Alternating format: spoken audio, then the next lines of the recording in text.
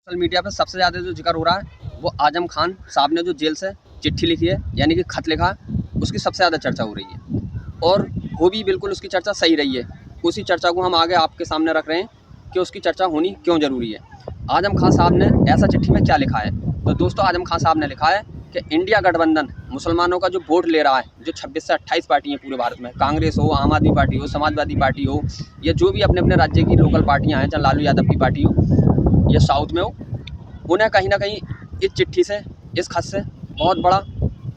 नुकसान हो सकता है। तो उसमें साफ लिखा है कि मुसलमानों को दबाया जा रहा है, मुसलमानों की जो इबादत गाहें हैं, मस्जिद मदरसे, उन्हें भी नुकसान पहुंचाया जा रहा है। लेकिन इंडिया गठबंधन, चाहे वो समाजवादी पार्टी हो, क्योंकि वो समाजवादी पार्टी के दिग्गज नेता हैं, और सबसे ज़्यादा अगर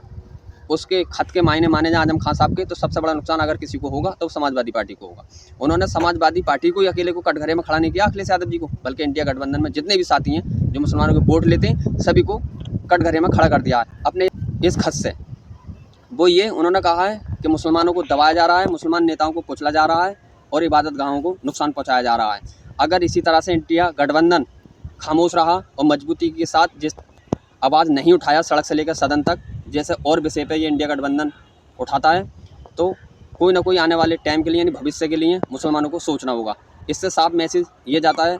कि आजम खान साहब इस टाइम इंडिया गठबंधन से और खास करके समाजवादी पार्टी और अखिलेश यादव जी से नाराज़ हैं, और हो सकता है आने वाले टाइम में 2 से सवा 2 साल बाद 2027 के यूपी विधानसभा चुनाव में आजम खान साहब अपनी एक नई पार्टी बना लें, क्योंकि उन्होंने किसी भी पार्टी की तारीफ ना की है, बल्कि सभी को, मैं समाजवादी पार्टी सहित और नेताओं सहित सभी को कटघरे में खड़ा किया है। तो ऐसा कयास लगा जा रहा है, उम्मीद लगाई जा रही है कि आने वाले वक्त में 2 से 2.5 साल के बाद जो 2027 में विधानसभा का चुनाव होगा यूपी में, उनमें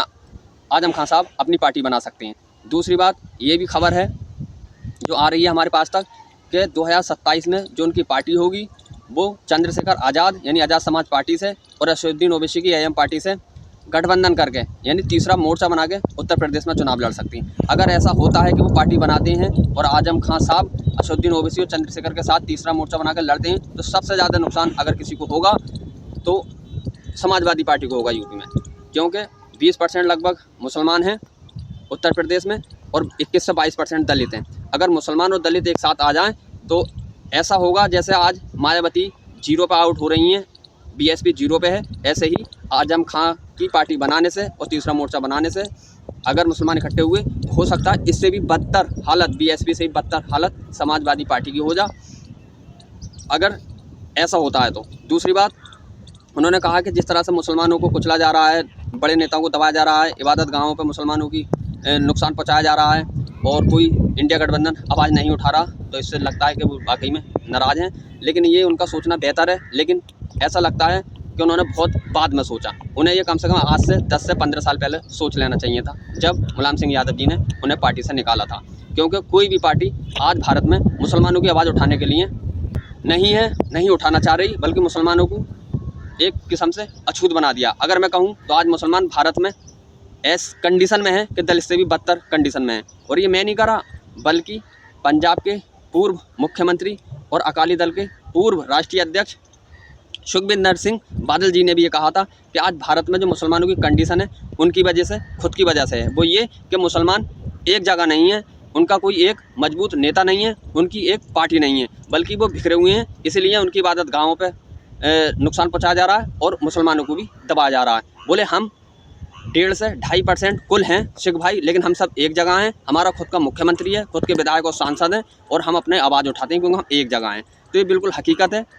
कि मुसलमान बटा हुआ है, कोई साइकिल में है, कोई झाड़ू में है, कोई मायावती में है, कोई टीएमसी में, सब अपने अपने काम में लगे हुए हैं, अपनी अपनी पोस्ट और गद्दी ये देख रहे हैं, पावर। लेकिन अच्छा फैसला है अगर आजम खान इस बारे में सोच रहे हैं कि पार्टी बनाएं, जो उनका मैसेज है सबको उन्होंने कटघरे में खड़ा किया। इसी तरह से हम मुसलमानों को भी सोचना होगा कि हमें एक साथ आना चाहिए, एक अपना नेता बनाना चाहिए तो हमारी आवाज़ उठा सके सड़क पे भी और सदन में भी। दोस्तों, आपको हमारी वीडियो कैसी लगी हमें कमेंट करके ज़रूर बताएं। हमारी वीडियो अगर पसंद आई हो तो लाइक करें और चैनल मोहम्मद इब्राहिम सलमानी को सब्सक्राइब करें और बेल आइकन दबाना ना भूलें, ताकि सबसे पहले वीडियो हमारी आप तक पहुँच सके।